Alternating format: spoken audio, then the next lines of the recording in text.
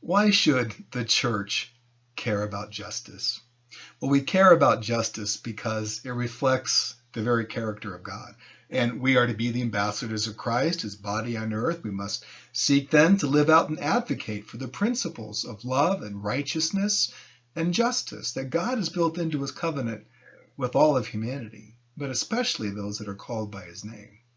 When humanity lives more closely aligned with the law of God, the Ten Commandments, for example, we're living out God's righteousness, reflecting his character, which is God's justice and adherence to the law. Consequently, the concepts of righteousness and justice in the Bible, Old Testament and New alike, are virtually synonymous. And so a people who embrace Christ-likeness and obedience to God as a lifestyle, a holiness people, must embrace justice. For example, thou shalt not kill. Because we shall not kill, we of course promote life, even from the point that it takes place in the womb. But we also seek to negotiate peaceful global resolutions. We want to oppose the devastations of war. We want to oppose systems and structures of behavior that, say, for example, lead to the relentless discarding of human beings as corpses in American deserts and Mexican deserts by unscrupulous human traffickers. We seek justice, which is righteousness, because it's the heart of God. Honor thy mother and father. Do not commit adultery. So we promote healthy family living, strong marriages.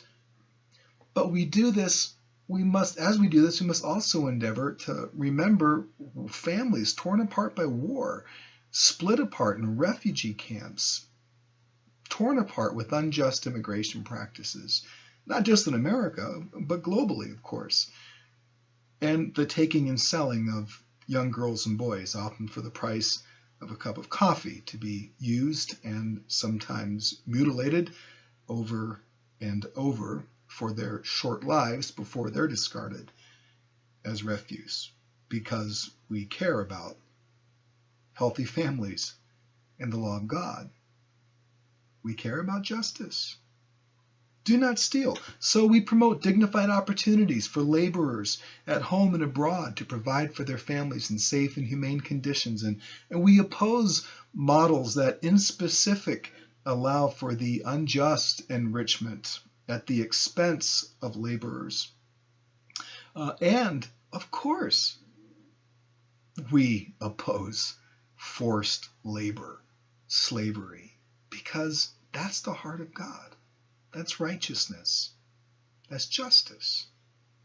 And so forth and so on. Isaiah chapter 1, verses 17 through 18. God through Isaiah summarizes the theme of all the prophets and law up to that point. He says, stop doing wrong. Seek to do right. Encourage the oppressed. Defend the cause of the fatherless. Plead the case of the widow.